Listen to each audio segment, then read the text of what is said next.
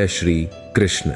दोस्तों, वैसे तो कृष्ण का संपूर्ण जीवन ही एक प्रबंधन की किताब है, जिसे सैकड़ों हजारों बार कहा सुना जा चुका है। कुरुक्षेत्र में दो सेनाओं के बीच खड़े होकर भारी तनाव के समय कृष्ण ने अर्जुन को जो ज्ञान दिया, वो दुनिया का श्रेष्ठतम ज्ञान है। गीता का जन्म युद्ध के मैदान में दो सेनाओं के बीच हुआ। जीवन की श्रेष्ठतम बातें भारी तनाव और दबाव में ही होती हैं। अगर आप दिमाग को शांत और मन को स्थिर रखने की कोशिश करें, तो सबसे बुरी परिस्थितियों में भी आप अपने लिए कुछ बहुत बेहतरीन निकाल पाएंगे। ये कृष्ण सिखाते हैं। गीता पढ़ने से पहले अगर इसी बात को समझ लिया जाए, तो गीता पढ़ना सफल हुआ। कृष्ण का जीवन ऐसी ही बातों से भरा पड़ा है। आवश्यकता हमारी है, हम उनके जीवन से लेना क्या चाहते हैं। कृष्ण से सीखें कैसे जीवन को श्रेष्ठ बनाया जाए। 10 बातें हैं जो अगर व्यवहार में उतार लीं तो सफलता निश्चित मिलेगी। शुरू से अंत तक जीवन संघर्ष ही है। कारागृह में जन्मे कृष्ण, पैदा होते ही रात में यमुना पार कर गोकुल ले जाया गया। तीसरे दिन पुतना मारने आ गई। यहां से शुरू हुआ संघर्ष देह त्यागने से पहले द्वारिका डुबोने तक रहा। कृष्ण का जीवन कहता है, आप कोई भी हो, संसार में आए हैं तो संघर्ष हमेशा रहेगा। मानव जीवन में आकर परमात्मा भी सांसारिक चुनौतियों से बच नहीं सकता।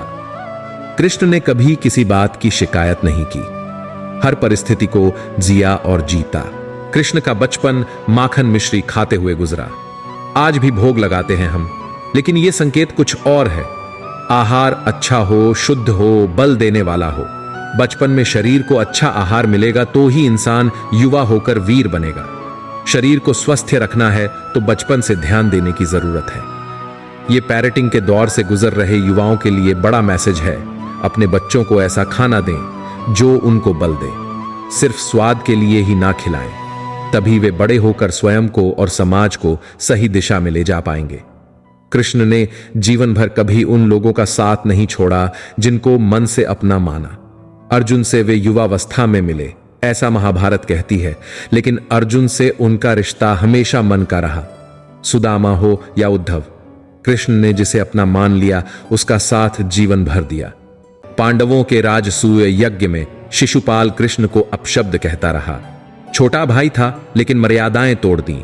पूरी सभा चकित थी, कुछ क्रोधित भी थे, लेकिन कृष्ण शांत थे, मुस्कुरा रहे थे। शांति दूत बनकर गए तो दुर्योधन ने अपमान किया। कृष्ण शांत रहे। अगर हमारा दिमाग स्थिर है, मन शांत है, तभी हम कोई सही निर्णय ले पाएंगे। आवेश में हमेशा हादसे होते हैं, ये कृष्ण सिखाते हैं।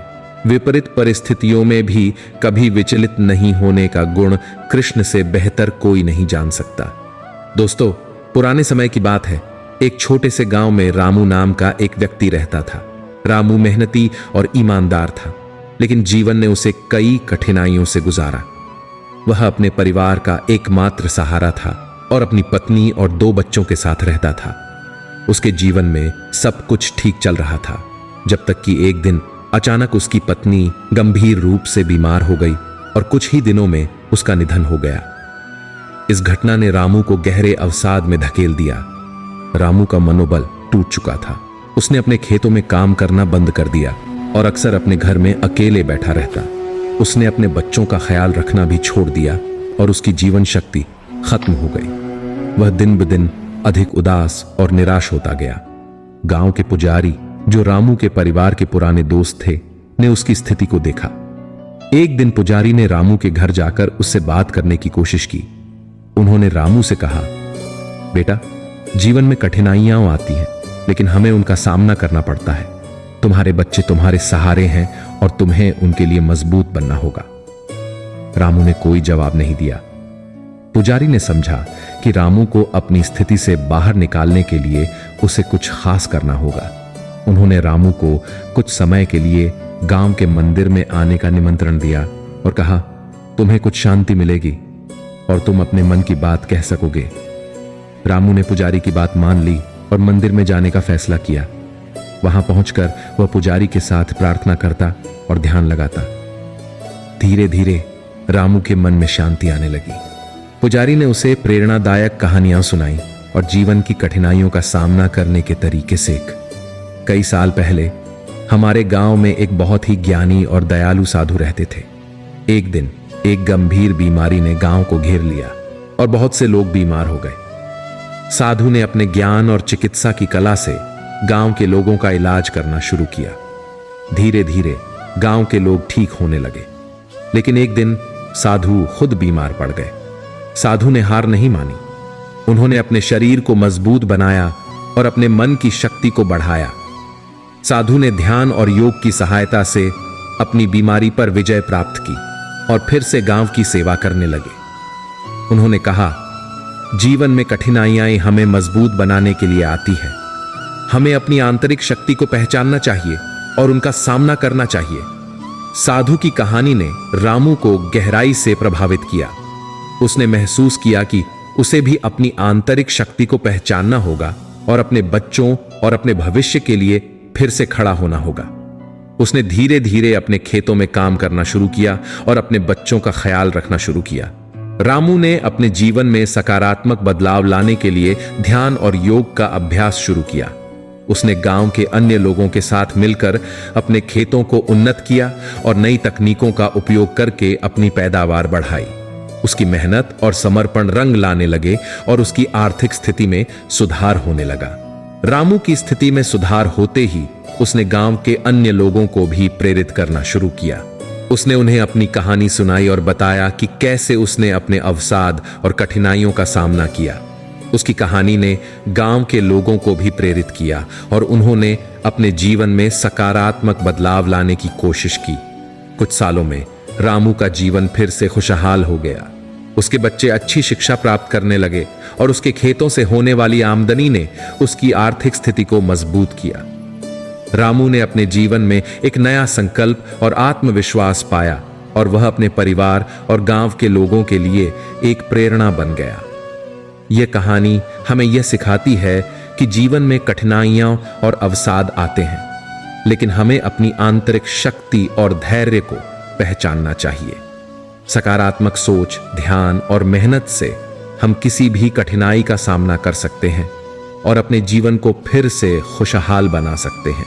श्री कृष्ण ने कहा है, प्रतिकूल परिस्थितियों का विरोध करो, समाधान खोजो, लेकिन चिंता मत करो। चिंता एक आग है। व्यक्ति चिंता से ग्रस्त हो जाता है कि कुछ बुरा हो सकता है। भाग दौड़ भरी जिंदगी और काम का अधिक बोझ तनाव चिंता को जन्म देता है। यही कारण है कि लोग मानसिक तनाव से ग्रसित हो जाते हैं। यदि आप जिंदगी में बहुत बुरे दौर से गुजर रहे हैं, आप टेंशन और डिप्रेशन से ग्रस्त है, तो श्री कृष्ण की यह बातें आपके लिए एक उम्मीद का जरिया बन सकती हैं और यह बातें आपकी जिंदगी बदल सकती हैं।